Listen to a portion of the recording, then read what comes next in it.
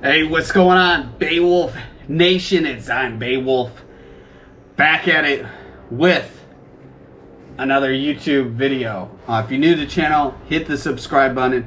Existing subscribers, hit the bell notification. You get notified as soon as a video is uploaded. Also, too, check out my Amazon store, amazon.com/shop/I'm Beowulf. Bless you to one of my dogs that were sneezing back there. So here we go. This is another interesting video. It's This was from August 24, 2021. I've been meaning to make a video talking about this. Now, a lot of people might not be aware of this. You are aware of what's happening in Afghanistan. If you've not been hiding under a rock. A lot of sad stuff. 13 men and women service members that lost their lives at Kabul airport.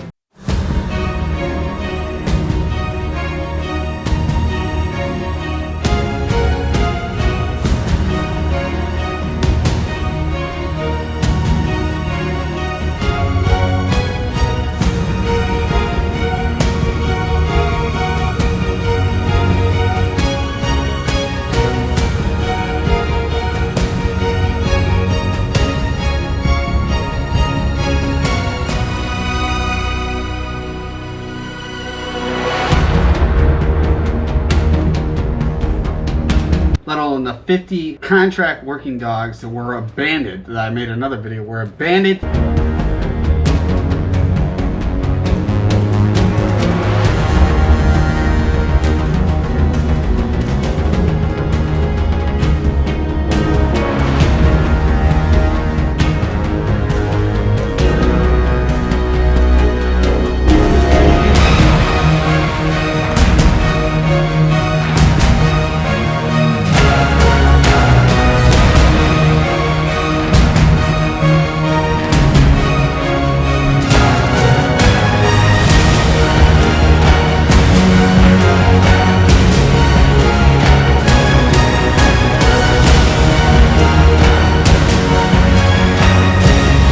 At the Kabul airport, and then I just saw another video. Looks like the Taliban are putting those dogs to work. It's just sad that the U.S. government and military did not take those dogs out of there. Then also, too, all the people that lost their lives there from the start of the whole war in Afghanistan. So anyways, let's get about this video.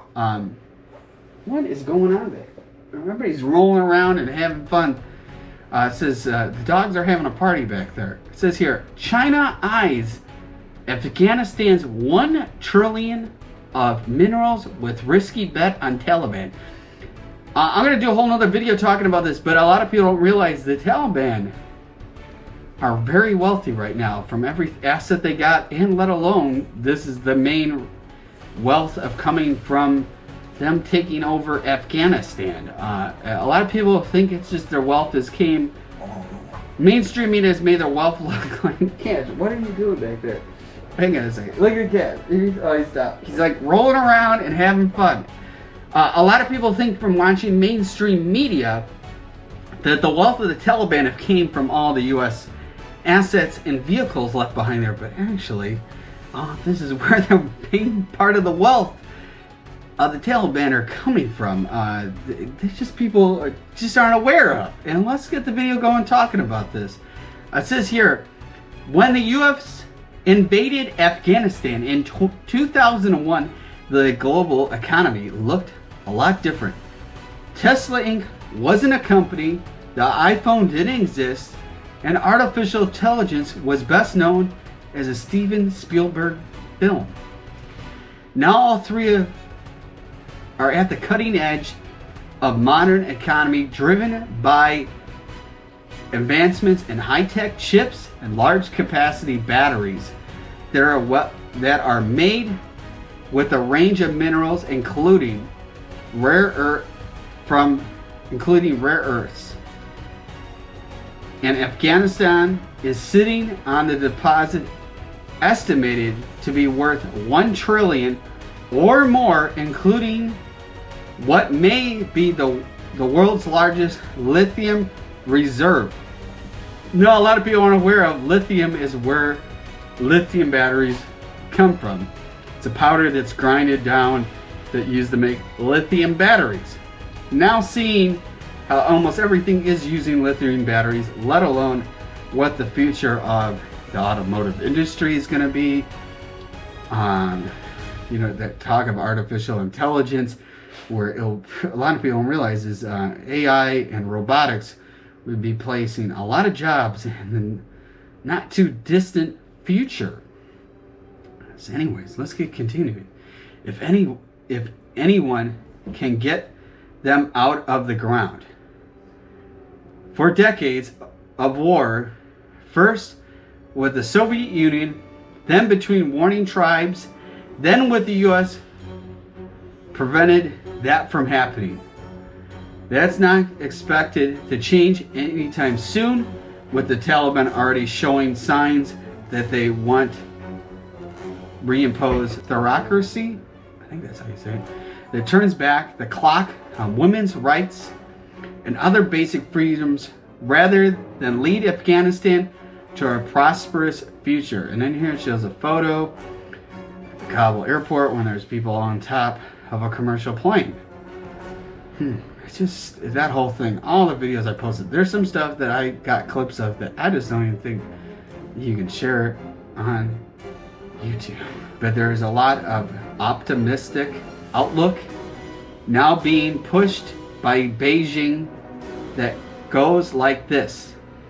The Taliban form an exclusive government with warlords of competing ethnic groups, allowing a minimum level of basic human rights for women and minorities, and fights terrorist elements that want to strike the US, China, India, or any other country. With the US withdrawal, Beijing can offer what Kabul needs most: political imperative and economic investment. Zhu Bu,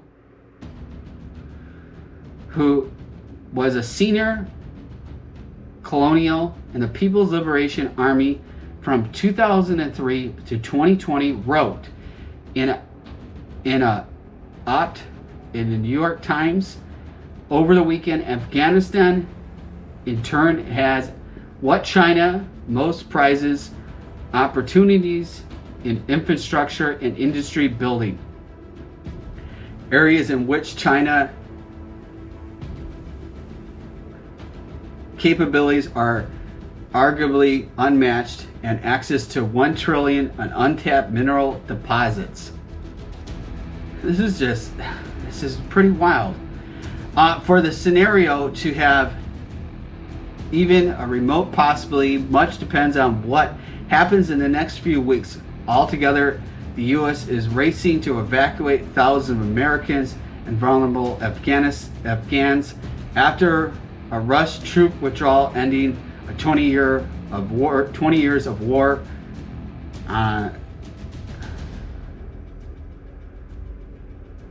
The president still has the power to isolate any new Taliban-led government on the world stage to stop most companies from doing the business in this country.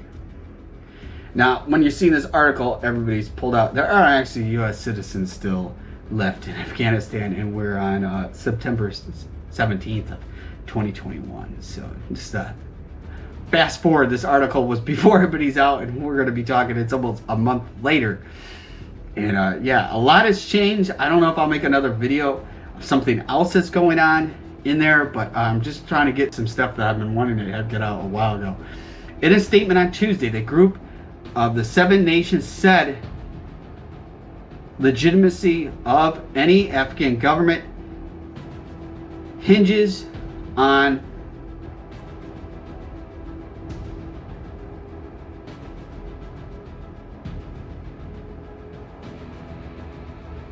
adherence of international obligations, including ensuring human rights for women and minorities. We will judge the Afghan parties by their actions, not words, the group said after virtual leaders meeting. And a lot of now too with the Taliban, they don't even, pretty positive they don't even want to call it Afghanistan anymore. They're changing the country's name. It says here, the U.S. maintains sanctions on the Taliban, an entity, and it can veto any moves by China and Russia to ease the United Nations Security Council restrictions on the military group. Washington has already frozen nearly $9.5 billion in Afghan reserves. An International Monetary Fund has cut off financing for Afghanistan, including nearly $5 million that was scheduled to be dispersed around when the Taliban took over. Shows this map. I'll have to probably take a snapshot of this to put in the video. There are snapshots of mineral riches. So we're showing here in the regions of Afghanistan where all these minerals. So you got one showing in a map showing iron, lead, titanium, tungsten, copper, lithium, mercury, and another one. Well, this just says it's industrial and building minerals, and it says gemstones, which is a whole bunch of stuff listed there. Then it shows fuel minerals, so they have uranium, coal, peat, petrol, precious minerals. They got gold, silver. Let's see, they own a lot of gold there, which is actually kind of actually pretty shocking. The amount of areas, it really shows how much minerals is in. It's only in one region, which is kind of shocking, near Kabul. That would be on the northeast part of Afghanistan. That'd be northeast of Kabul, is where all the lithium is at. It's very interesting with this. So I like to share stuff like this because this is pretty shocking, the amount of minerals there that it's this line out of Gold Rush. One of the elder people on there said, "You gotta get it on the ground." It's pretty much what that term is being said there. You gotta get it out of the ground. All right, to have any hope of assessing those funds, it will have to be crucial for the Taliban to facilitate a smooth evacuation of foreigners and vulnerable Afghans, negotiate with warlords to prevent another civil war, and halt the range of human rights abuse. Already tensions are growing over an August 31 deadline for troops to withdraw, with the Taliban warning the U.S. not to cross what is called the red line. Still, the Taliban has several reasons to exercise restraint. Kabul faces a growing economical crisis, which prices of staples like flour, oil surging, pharmaceuticals running short on any drugs, and ATMs depleted of cash. Militant group this week appointed a new central bank chief to address those problems, just as his exiled predecessor warned of shocks that this could lead to a weak currency, faster inflation, and capital controls. The Taliban also wants sanctions lifted, with spokesperson Shu Hao Shashi telling China state-owned broadcast CGTN this week that the financial penalties would hurt efforts to rebuild the economy. The purpose for more sanctions will be biased decision. He said it will be against the will of People's Afghanistan. Leader of the militant group have said they want a good international relations, particularly with China. Late Tuesday, a Taliban spokesperson tweeted that senior official from the group met with the Chinese ambassador in Kabul and discussed security of the Chinese embassy and diplomats, the current situation in Afghanistan, bilateral relations, and Chinese humanitarian assistance. It says here, officials and the state-run media of Beijing have softened the group for closer ties with the Communist Party-backed Global Times, reporting that Chinese investment is likely to be widely accepted in Afghanistan. Another report argued that the U.S. is in no position to meddle with the potential cooperation between China and Afghanistan, including on rare earths. They're meaning like rare earth minerals. I don't know why they're calling like rare earths, but it's like that's what the term they're meaning, rare minerals. Some people stress the distrust for the Afghan Taliban, who went to say that nothing is unchanged forever. A Chinese foreign ministry spokesperson said last week, we need to see the past and the present. We need to listen to the words and watch actions. For China, Afghanistan holds an economical and strategic value. Leaders in Beijing have repeatedly called on the Taliban to prevent terrorists from plotting attacks against China and view a strong economical ties as a tie to ensure stability. They also see opportunity to invest in the country's mineral sector, which can be transported back to China's finance infrastructures that includes about 60 trillion of projects in the neighboring Pakistan. U.S.